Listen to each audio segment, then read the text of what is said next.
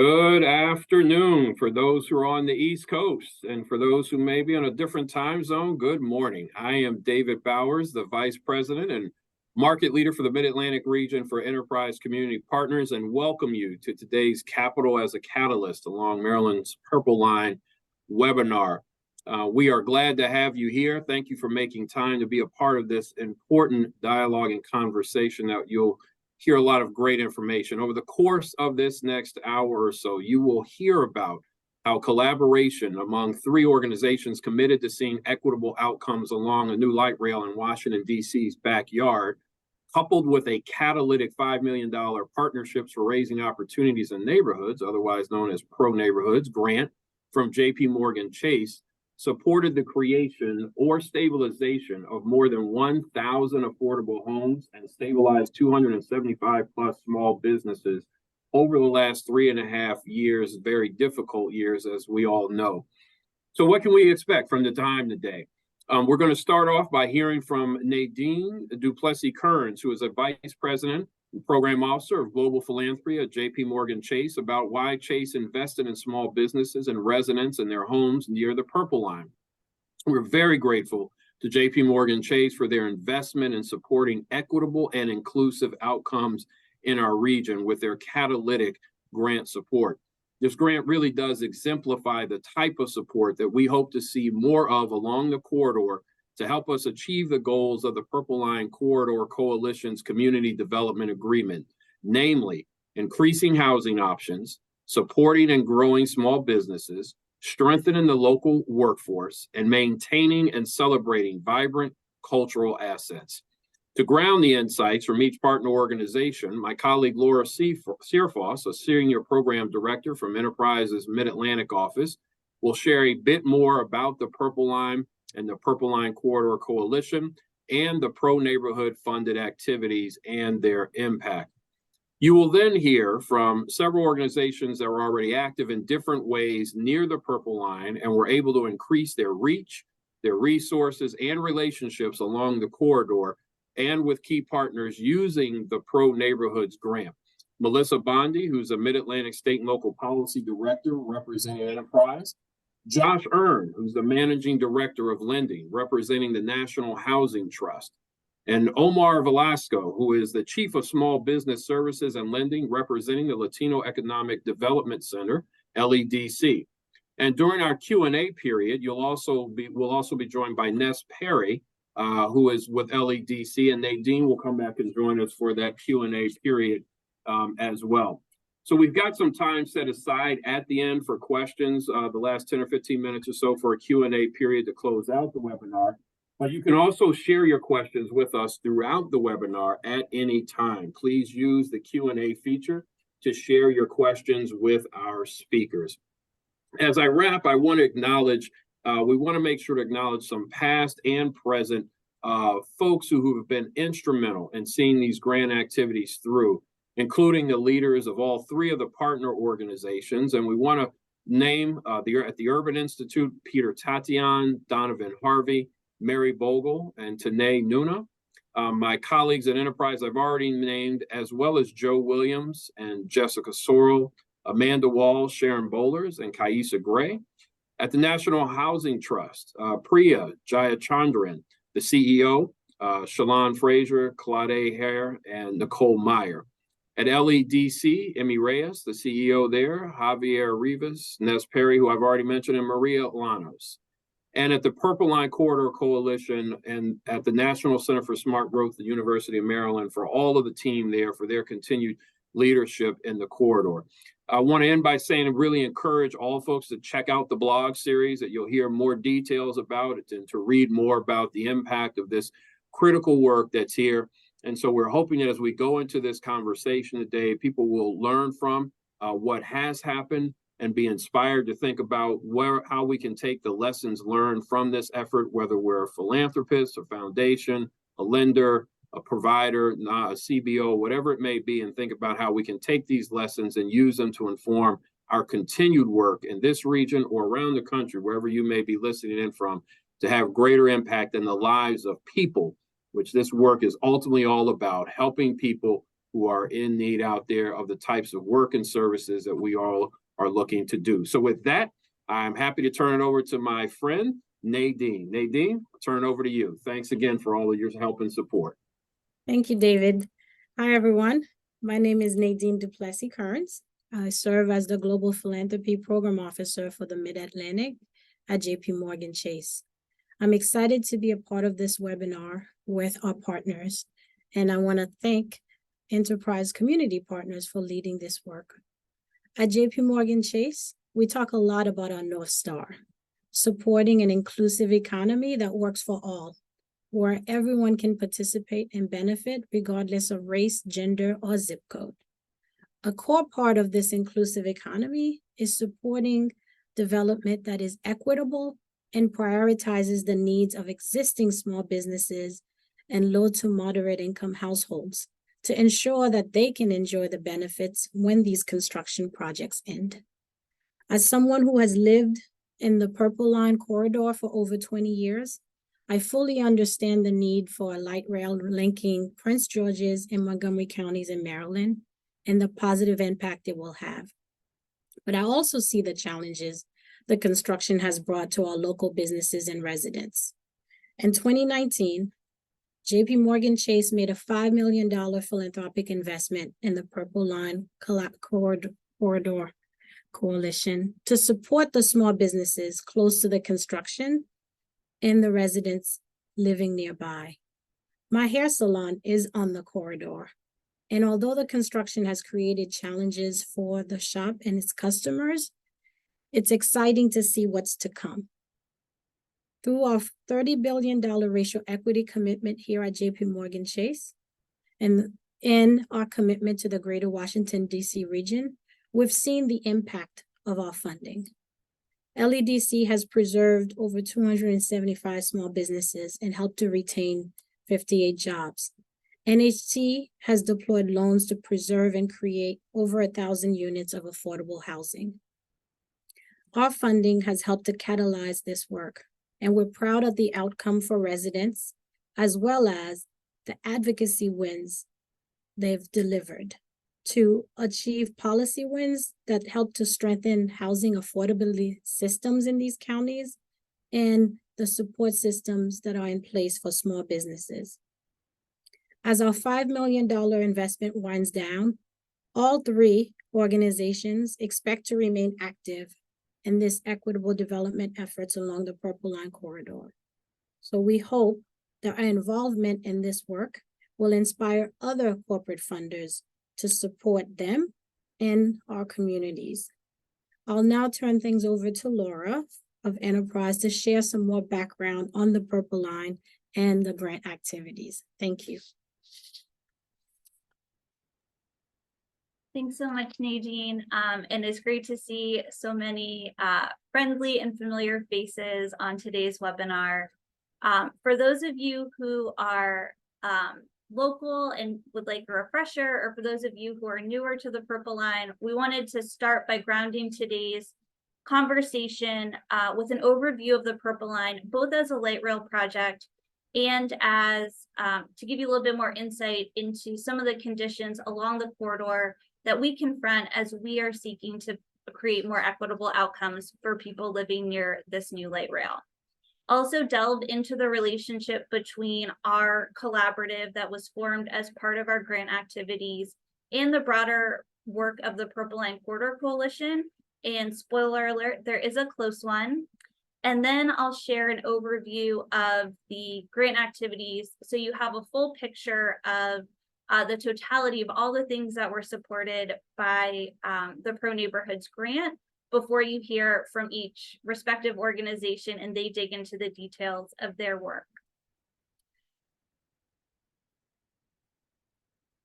So the Purple Line is a 16-mile light rail that will create an east-west connection between Montgomery County and Prince George's County in Maryland, right outside of Washington, D.C.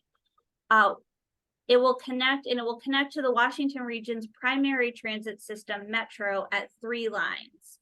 Once complete, we anticipate that this new transit connection will provide incredible access to the entire region, both for people living in the corridor, and also for the rest of the region to access the communities, the small businesses, the homes in the corridor as well.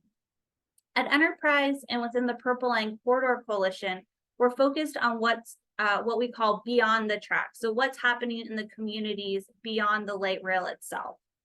And specifically, we're focused on communities within 1 mile of a Purple Line station. And we often call this area, this 1 mile area, the Purple Line Corridor. So you might hear us talking about the corridor. And when we're talking about that, what we really mean are communities that are within 1 mile of the light rail itself. Because our focus is beyond the tracks, I did want to start by sharing a little bit about what it's like to be along the corridor. And I want to start by saying it's really hard to generalize a place where more than 220,000 people live that span 16 miles in 2 different jurisdictions. So I think that really starts to kind of provide insight to say the corridor is not any one thing. If you are visit the corridor, and if you're local, I hope you do. If you're visiting the Washington, D.C. region, I hope you get out and visit it as well. You'll encounter different types of people. You'll see different types of homes. You'll see different types of small businesses. And you'll also see in pretty stark relief both how the corridor has been shaped over time by investment or lack of investment, and particularly for low-income people living there. That said, generally speaking, when we're focused on some of our work and some of the work you'll hear about in the eastern part of the corridor, essentially from Riverdale to where both counties meet in the international corridor, we tend to encounter households that have lower incomes, higher cost burden, large shares of people of color living in these areas. And we're particularly focused in the eastern part of the corridor to the central part on stabilizing existing households and small businesses and giving them the option to stay as new transit is introduced and a new influx of investment occurs concurrent with that transit investment. Moving to the west of the corridor, from the international corridor to the end to the westernmost end in Bethesda Chevy Chase, much more focused on you tend to encounter higher income households, fewer cost burden households, plurality or majority white communities. But in this part of the corridor, we're really focused on increasing access for low income people, for more small businesses, so that the entire corridor is accessible to low income households, particularly areas that historically have not provided those opportunities for them to live or operate a business there. So I wanted to talk a little bit about the pro-neighborhood. Before I talk about the pro-neighborhood grant activities, I did want to talk a little bit about how the Purple Line Collaborative, so Enterprise, LEDC, and NHT fit into the broader collaboration that is the Purple Line Corridor Coalition, because we're really kind of operating as a collaborative within a collaborative. The Purple Line Corridor Coalition was formed in 2013 as a multi-sector collaborative, and as David mentioned, it is housed and led by the University of Maryland's National Center for Smart Growth. It operates as a true coalition in partnership with organizations like ours, as well as local and state governments, businesses, philanthropy, and community groups. This slide shows the coalition's mission, and the organizations that participate in the coalition are really bought in to this mission, as well as the community development agreement goals that articulate a collective vision that guides much of our collective work. This slide shows the community development agreement goals that the PLCC led creation of in 2017. And these, again, articulate a common vision for community and economic development along the Purple Line. They're ones that organizations like Enterprise are bought into seeing be realized, and our grant activities really helped amplify and accelerate. And as we'll hear a little bit later in this webinar, also became, I think, an anchor point for navigating a lot of uncertainty during the grant period.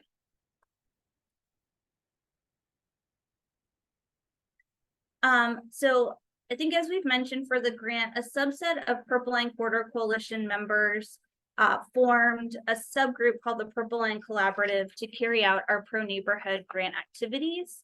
This slide shows our 3 organizations, their roles in the Purple Line governance structure, as well as their roles in the pro-neighborhood grant activities. While we came together under the Purple Line Collaborative banner, it's really hard to separate our grant-supported activities from the broader work that we do as partners in the coalition. We're all embedded in the Purple Line Corridor Coalition's governance structure, and we're, as I mentioned, deeply bought into its goals and collective vision as articulated by the Community Development Agreement. So this, as I mentioned too, really this grant gave us an opportunity to amplify and accelerate things that we had been wanting to do or already doing, or do in a different way. So I'm excited for you to hear from my colleagues about how that materialized for their respective organizations. In addition to the 3 organizations you'll hear from today, we had the privilege over the last 3 years of having our work be evaluated each year by the Urban Institute. They documented our successes, our challenges, and gave us insight into how things were going while we were going. So to introduce you to the objectives, the activities, and some of the lessons that they pulled out of their evaluation as part of our grant activities, I invite you to watch this brief video produced by the Urban Institute that summarizes our activities in greater detail.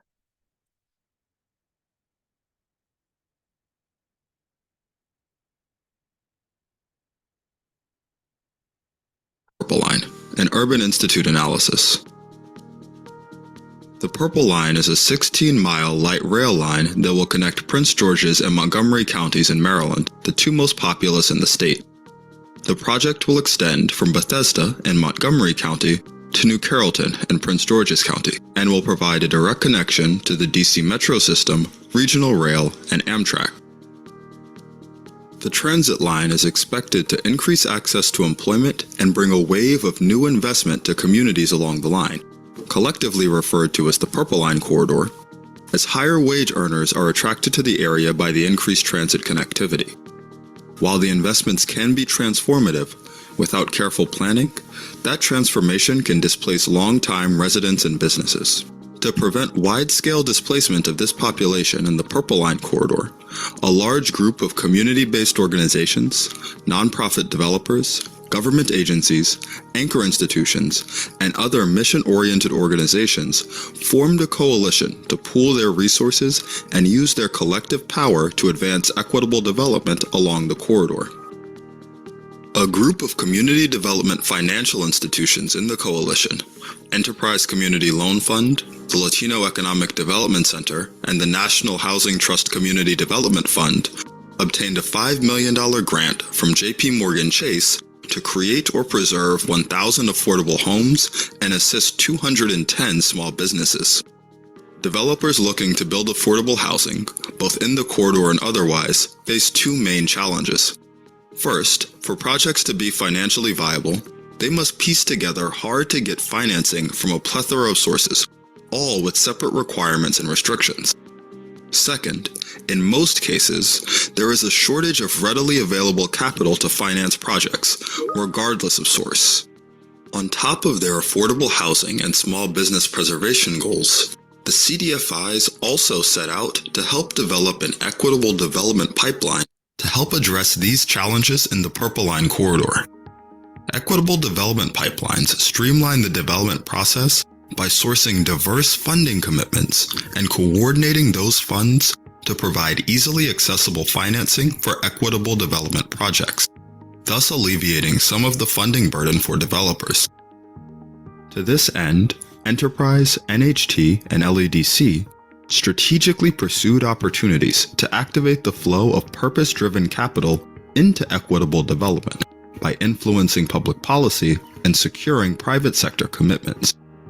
Due to the diversity of the stakeholders they sought to bring together with this pipeline, their work required them to take a variety of approaches. In Prince George's County, Enterprise Community Partners consulted on the county's Affordable Housing Task Force, which supported the implementation of the county's comprehensive housing strategy. They also provided technical assistance to help the county reactivate its underutilized right of first refusal policy and to help identify a dedicated funding source to allocate at least $10 million for its Housing Investment Trust Fund. In Montgomery County, Enterprise provided technical assistance and policy expertise, which culminated in the council appropriating $40 million to a fund specifically for preserving naturally occurring affordable housing. The county also selected the National Housing Trust to manage a different affordable housing fund through an RFP process. Enterprise also collaborated with Kaiser Permanente, a major healthcare provider and anchor institution in the corridor. Together, they participated in a national cohort designed to create strategic partnerships between healthcare and community development organizations. This cohort culminated in Kaiser contributing $5 million of lending capital to the Purple Line Capital Pool, which is used to support affordable housing development in the corridor. On the small business side, LEDC and its small business partners worked with state representatives to lobby the Maryland State Legislature for funds to alleviate the impact of COVID and construction delays on small businesses.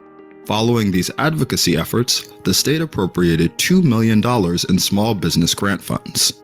Through research and policy advocacy, Enterprise supported the tenant organizing group CASA and others in a grassroots advocacy campaign against the absentee owner of a large, poorly maintained multifamily building in the corridor. Facing public scrutiny, the landlord sold the building to a local, mission-oriented developer with plans to address the building's code violations and maintain affordability. Altogether, the CDFI's efforts got capital flowing and channeled towards financing equitable development in the corridor. While there is more work to be done to ensure the corridor's low-income residents and small businesses are able to stay in place and experience the benefits of the Purple Line and the capital it will attract, with the community investment pipeline strengthened, the Purple Line Corridor Coalition is better equipped to use the wave of new investment to drive inclusive, equitable development throughout the corridor's community.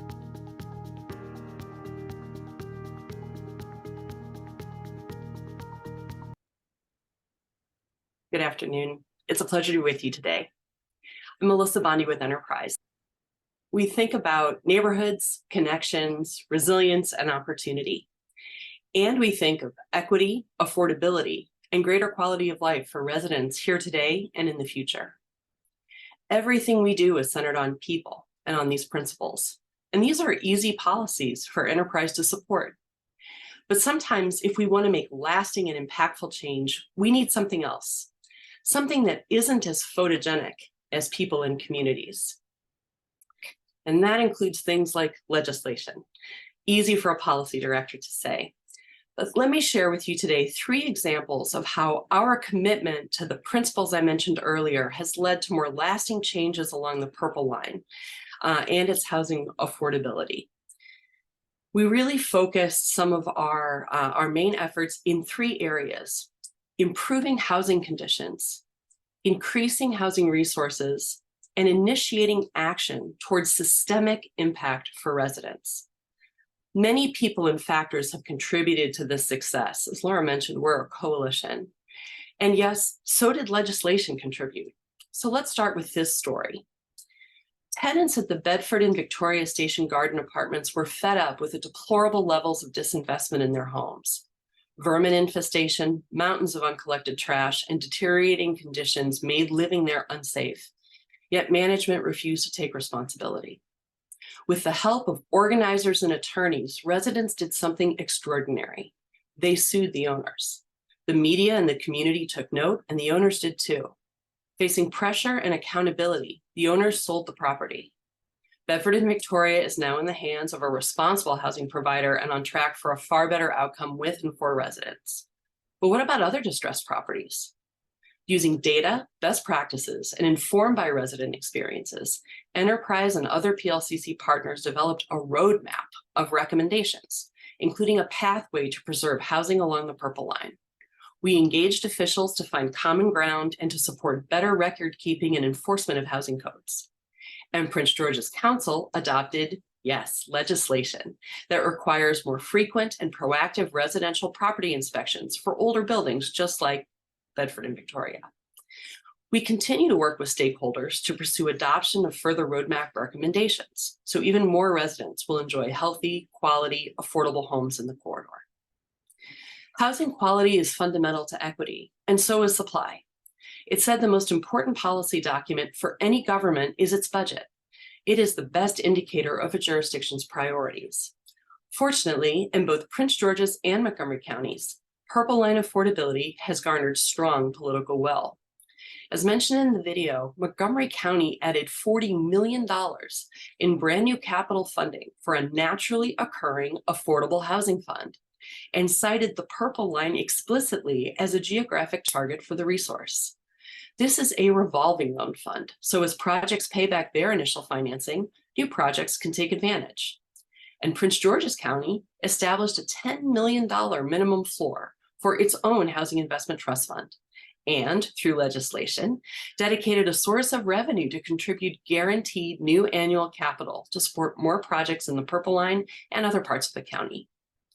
Enterprise helped to make the case for more resources for residents and properties that need committed affordability, so residents won't be displaced once the major public transit line is complete, and both counties delivered.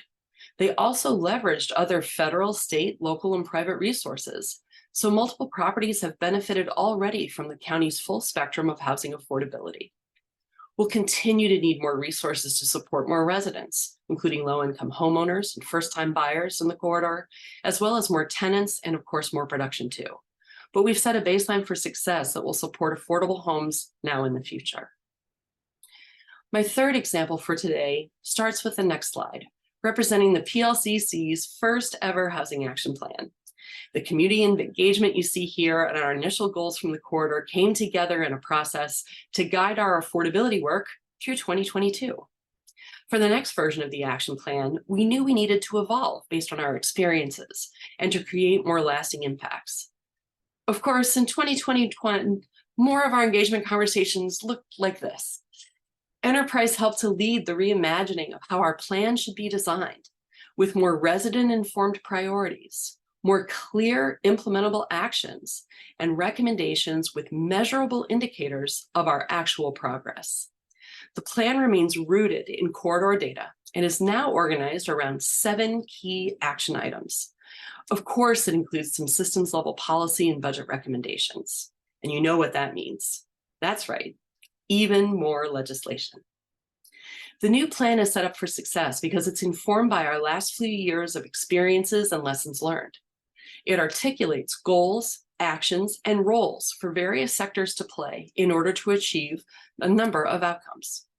The Housing Accelerator Action Team, which Enterprise co-chairs, includes an annual survey to PLCC housing members to identify our state and local policy priorities for the year. The housing survey this year was built around the plan's 7 actions. The survey responses in the word cloud here give focus to our collective education and advocacy efforts, telling us where residents most want to make progress and where they have the energy and opportunity themselves to engage directly with decision makers to make the case for these priorities. We want to elevate all of our voices together in order to achieve even greater lasting impact. So, is it fair to say that legislation should replace residents, equity, affordability, and neighborhoods as the cinematic hero in our stories in community development? Maybe not. But as you think about the Purple Line, keep in mind that the many people who work together to create lasting and systemic impact might be walking among us every day. Thank you, and I look forward to our dialogue. Now it's my pleasure to turn things over to Josh.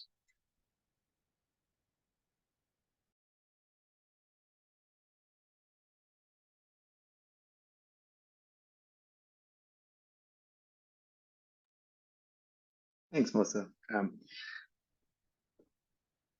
I'm Josh Earn, Managing Director of Lending and Innovation at the National Housing Trust, where I lead our CDFI lending program. And as has been noted, we were the lead housing lender in the Chase Per Neighborhoods Purple Line grant. I want to start with a little bit about NHT and how we work, talk about our CDFI and the unique lending we do, and then go into our Purple Line work. Our mission at NHT is pretty simple: to create and preserve affordable homes, to provide opportunity, advance racial equity, reduce economic disparities, and strengthen community resilience through integrated practice and policy. So what does that mean?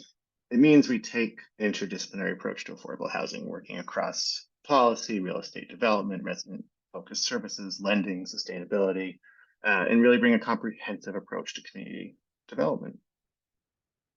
And I am going to focus on our CDFI work, but that we did along the Purple Line today. But just to bring that point home, I want to quickly highlight a couple of items that our policy team worked on once we became involved via the Chase Per Neighborhoods grant in the Purple Line, and including the roadmap that Melissa mentioned. Our policy team here at NHT played a big part of that.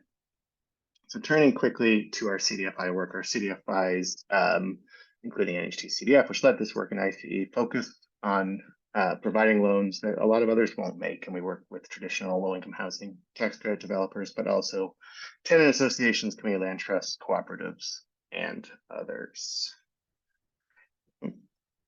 And our secret sauce is really focused on innovation and impact. We make loans others won't make, and we prioritize racial equity and outcomes that aim to counter the impacts of systemic racism.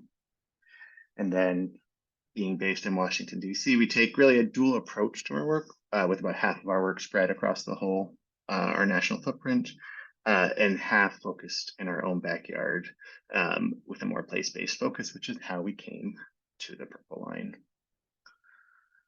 So our good friends at Enterprise and LADC were already collaborating on this work when the Pro Neighborhoods opportunity came up, and NHT was brought in for our unique housing loans. And our thinking was we could move the needle really quickly. We had ambitious goals: 1,000 units, raise $10 million, leverage $50 million. They were ambitious, but we were ready. We knew we could do it. We quickly found that there were some challenges that we had to overcome. Some properties were large, maybe 700 units, and it just wasn't a great fit for how we were set up. The scale was clearly enormous, and the market forces were out of our control. We're a lender, and we couldn't just tell somebody to sell their home. And then the real challenges began. Just a few months into our work, a global pandemic and the uncertainty it brought was upon us, not to mention delays in the Purple Line, which made both the situation and the real estate market pretty unclear. And suddenly our 3-year ambitious targets felt like they were going to be pretty hard to achieve. But that's when we sort of kept working with our partners and others who were at the table. JP Morgan Chase's Impact Capital team complemented our grant with a loan. Then Kaiser Permanente and Robert Wood Johnson Foundation provided PRIs, and we started to make progress.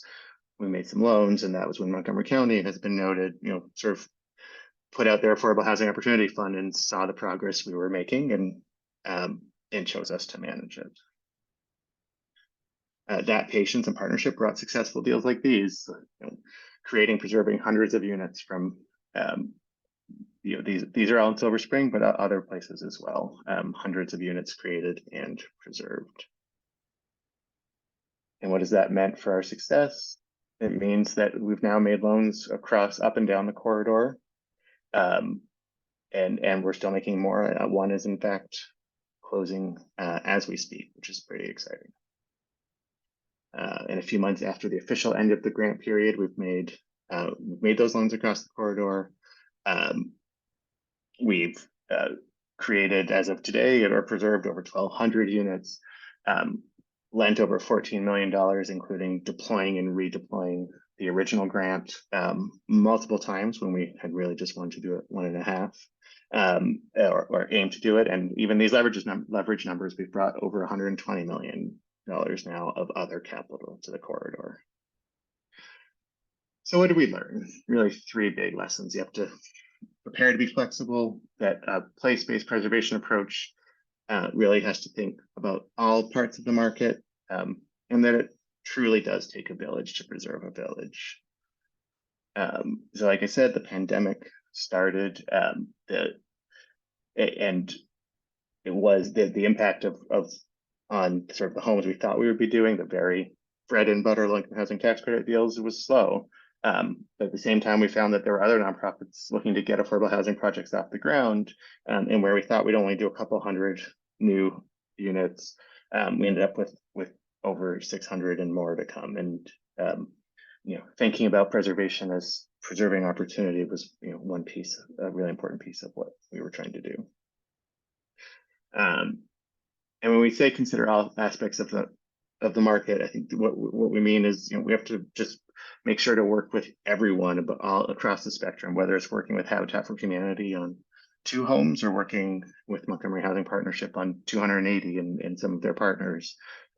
We made sure to help, from the smallest to largest, really make sure that we would help projects succeed with this capital.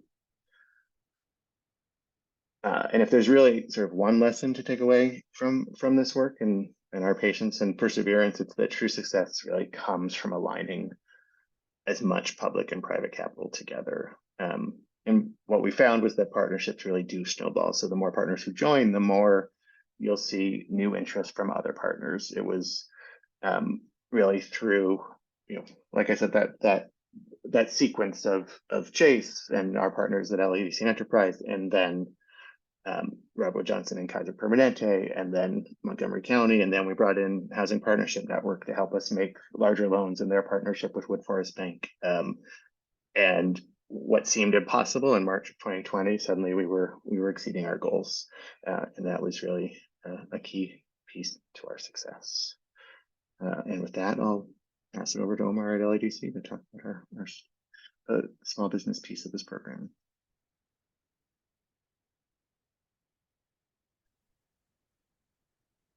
Thank you, Josh.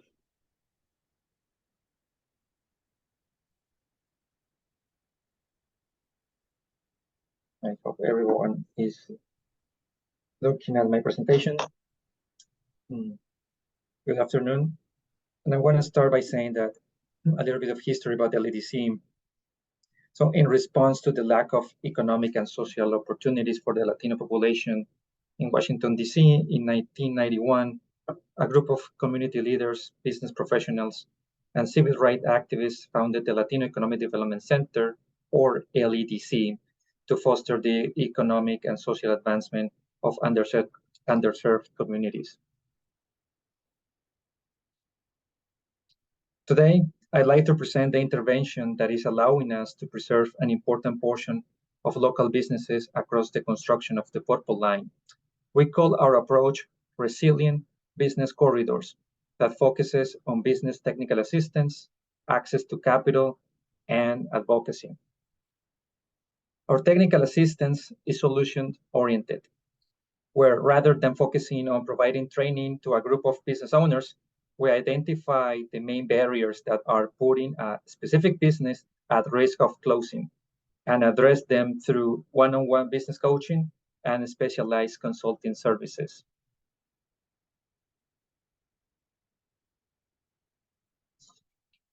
One key element of our technical assistance is the business needs assessment that we have been improving over the years, where 80% of the questions document facts instead of opinions. For example, we don't ask owners if they believe their business is growing. Instead, we ask for financial information, and we don't do it during the first engagement. The second component of the Resilient Business Corridors is access to capital. When the pandemic hit, we shifted our priority to help businesses access COVID-related resources and grants instead of loans. Lorena, here on the picture, owner of Starts Beauty Salon, was a beneficiary of our program, receiving technical assistance from our coaches, specialized services from our consultants, a loan, and also a grant. This intervention resulted in an increase of over 30% in revenue. LADC also advocated to create a $2 million state fund to mitigate the impact of the Purple Line construction, and we had the opportunity to manage 2 economic relief programs during the pandemic. I just quickly want to read this statement.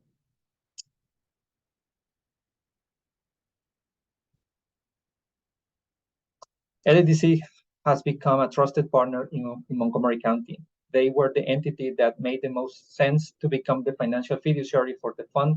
They know the businesses more than the county does, so the county would have struggled to put out the money, but LADC was able to do that. So LADC provides financing to businesses that are not loan ready for financial or traditional financial institutions.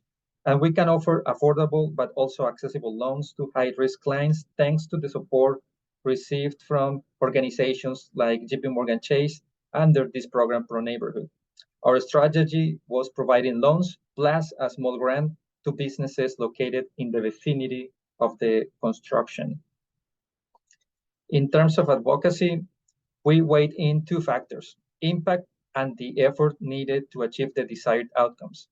The quick win that we chose at the beginning of this program was convincing local and state authorities to set aside resources to mitigate the impact of the construction for small businesses. But that initiative became a major project that took longer than expected. LADC worked with State Delegate Janelle Wilkins to introduce the Transit Safety and Investment Bill that included, as I said, $2 million for small businesses affected by the construction. Most recently, we chose another quick win, asking the Maryland Department of Transportation to update their business impact minimization plan in the light of the changes generated by project delays and also COVID. Again, we faced initial resistance, and it might not be as quick as we thought either. Lessons learned in terms of advocacy. Cross-sector coalitions are powerful tools to foster coordination and collaboration between academia, public, and private organizations. Having advocacy priorities based on impact effort analysis is useful to persist on specific outcomes rather than participating in multiple initiatives and changing priorities frequently. Finally, we learned that quick wins are not that quick and usually take a lot of effort and time. Sorry.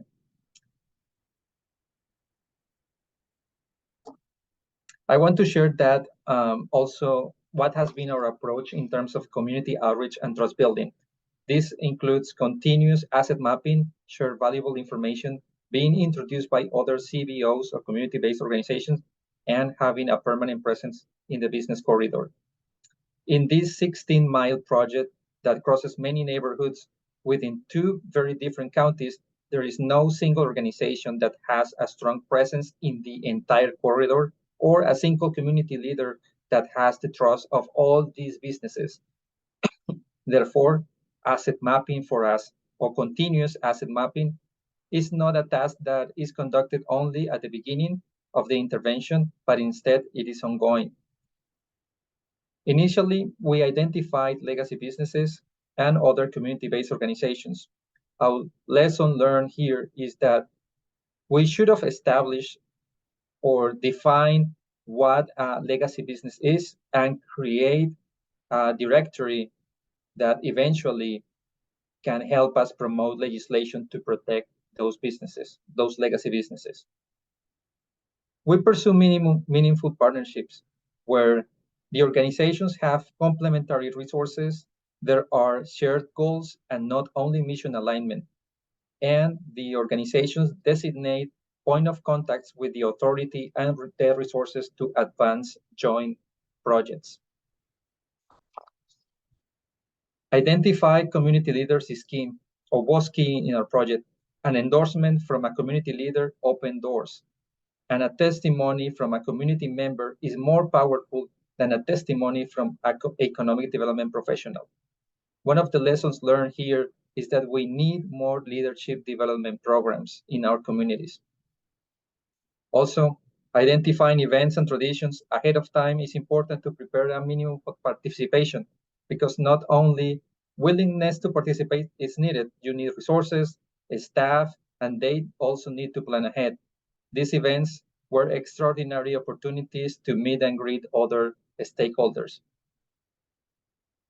Being introduced by other CBOs and community leaders previously identified in the asset mapping phase sounds obvious, but sometimes in the rush to start doing outreach, we don't prioritize gaining the trust from them. In this particular project, we had a head start and help from the existing Purple Line Corridor Coalition. Finally, permanent presence and community communication is key. It sounds obvious, but you need a dedicated person visiting businesses, participating in events, meetings, etc. The challenge here for community-based organizations is the staff turnover. That is why also having a strong digital presence through newsletters, social media, and group chats with the different stakeholders is important to maintain the communication. All these efforts contributed to the preservation of approximately 270 businesses. Again, we did it through an adaptable and comprehensive intervention that included technical assistance, access to capital, advocacy, and an outreach and trust building strategy that included multiple organizations, community leaders, and respecting and participating in events and traditions.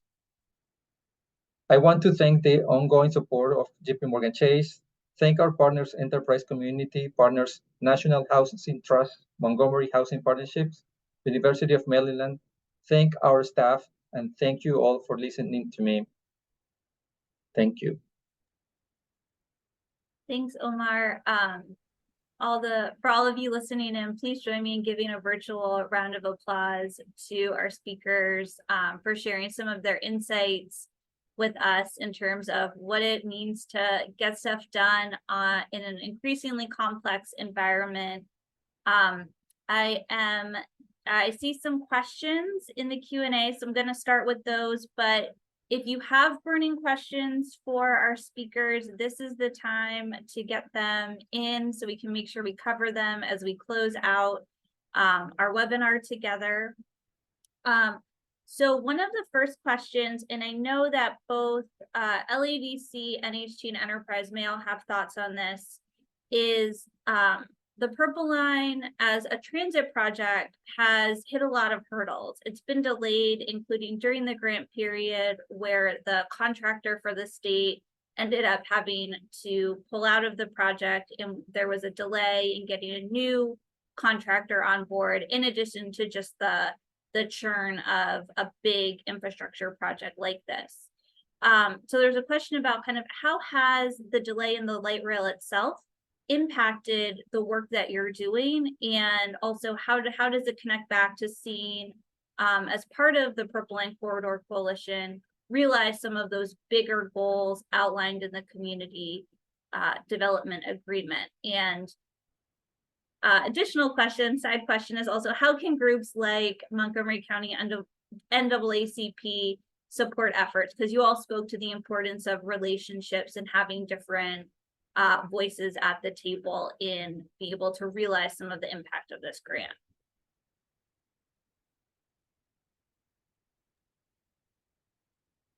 I want to start saying that the contractor they have to have liaison, right, with the community, and changing contractors definitely sent us back to ground zero, where we had to start building those relationships. And initially they put together this impact minimization plan that once there was this transition to a new contractor was not updated, and we think that also impacted a lot, and we are trying to fix that. And in terms of how they can contribute, so again, we need partners that have complementary resources, that have shared goals to maintain the identity of these business corridors, and have a staff or point of contact that can work with us and have the authority and the resources to advance our goals. Thank So happy to connect with these organizations. Ness, I wonder, did you want to add anything from the small business side before we toss it over for, see if Melissa or Josh had more to share on kind of the impact and delays on the housing and being able to realize some of the housing goals? Absolutely. I actually just dropped a link to the sign-on letter that we had sent out originally that garnered the attention of MDOT and MTA. That push, that advocacy push, was really helpful in establishing a relationship, a longer term relationship, ideally. A lot of the times that collaboration is a lot of talk and less commitment. We were able to establish that commitment through that letter, and actually that letter actually has not been delivered. So I did drop a link if you are interested in signing on still. It has not been delivered on purpose though, because we still have one more follow-up meeting with MDOT and MTA, which is coming up in the next few weeks here, it looks like, where they have updated the review plan, the 2017 impact minimization plan. So please, if you have time, if you have a chance today, share it with your networks as well. If you know communities affected, I would love to see some names on there and hopefully get some more outreach done as well through those sign-ons. On the housing side, what has the delay in construction meant?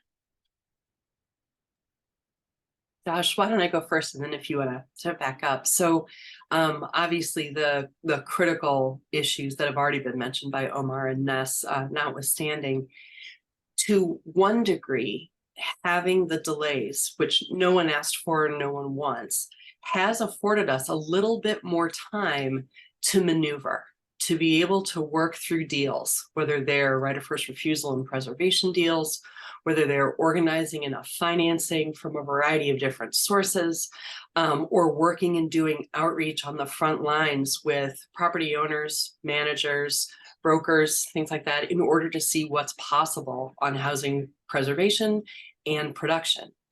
And as most folks who work in equitable transit-oriented development know, the faster and closer you get to seeing these major public investments go online, the greater the market pressures, the greater the land use pressures, and the greater interest there is in trying to turn over properties to make profits off of them, and maybe even increase the cost of housing such that a lot of people are at risk of displacement. So while we wouldn't have asked for it per se, and there are clearly significant downsides to delays, it has given us a slightly larger window in order to operate and kind of get ahead of the tracks themselves. That being said, as a practical matter, everyone wants to benefit from this major public amenity, and I'm grateful that we're in the position we're in. We still have a lot of work to do, but we'd love to have the tracks and the stations online to help all the residents and other stakeholders who want to take advantage of them. That's anything to add? Yeah, I think I'll just add sort of, Melissa, kind of the downside or flip side of that is that sort of especially that combination that I identified of the pandemic starting and the delays, it almost felt like owners were hugging their properties, waiting until the belief that down the road, suddenly the price was going to spike. And so I think part of the lack of inventory and other things we saw was people really thinking, 2 years from now, 3 years from now, no, 4 years from now, they're going to have the ability to sell for a lot more. And so even if we had the capital lined up, there just wasn't a lot of inventory out there. So 2 additional questions came through the Q&A, and if you do have a question for our panelists, feel free to put in the Q&A. That's the best way to get it to them in the time we have remaining. I'm going to kind of combine these questions in the interest of time because they're both related to the right of first refusal, and wanting to understand, on one hand, what role did that policy play in being able to preserve some of the homes, Josh, that you spoke to, or just more broadly facilitate the connection between financing and preservation in both counties? And then relatedly, for places that don't have a right of first refusal, what strategies have you seen to really get landlords who may not be willing to make repairs on their properties, get them to the table, or transfer ownership to a mission-minded housing provider?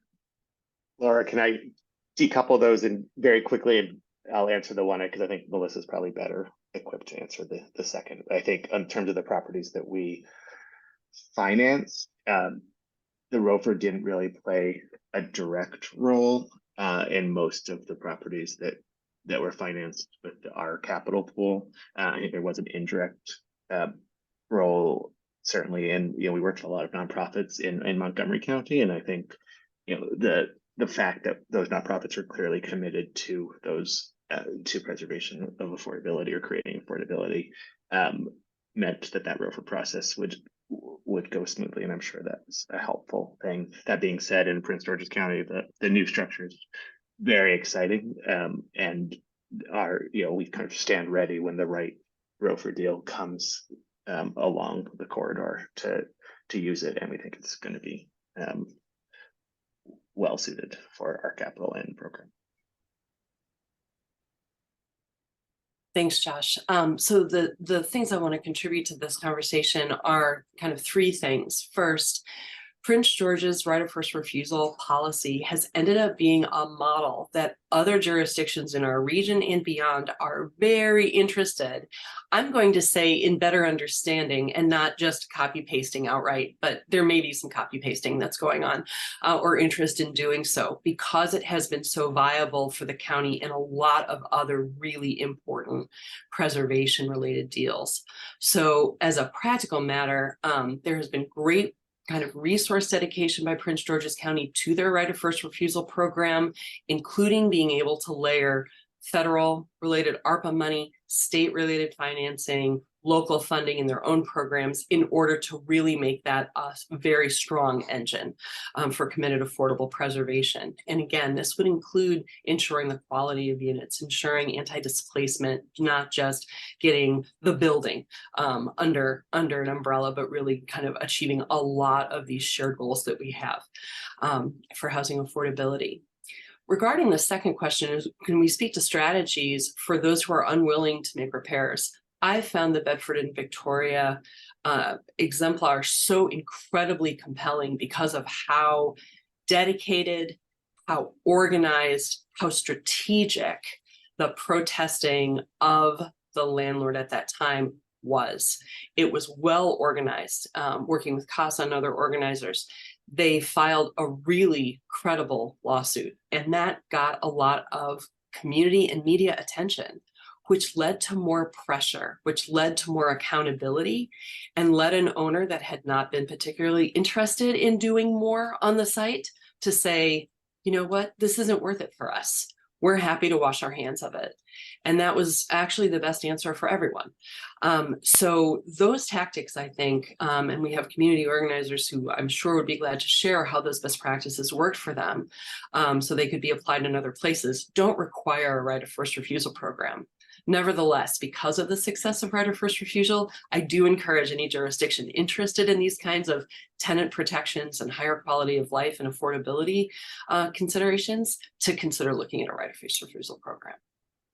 Okay, and we are 1 minute over. So I just want to again thank my colleagues for sharing their experience. Thank JP Morgan Chase for their support along the corridor. As you all heard, there has been a lot of work over the last 3 years, and there's a lot more to do. So if you are in the region or have lessons from your communities across the country, we'd love to just share more with you, get you more engaged, and hear about your experiences to inform our collective work going forward. I also just want to thank you all, everyone who spent time with us during this webinar. And again, just uplift our blog series. So if you liked what you heard and you want to hear a little bit more, we have a blog series on Enterprise's website, which is linked in the chat. And also shout out to the Purple Line Corridor Coalition, which really brings us all together to do this work collaboratively, and put their website in the chat because there is a amazing amount of information, data, documentation, plan strategies there as well. So thank you again for spending your afternoon or morning with us, depending where you're tuning in from. And we appreciate you spending that time with us and being able to share some of the impact that we've seen through our work here in the Mid-Atlantic region. Have a good day, everyone.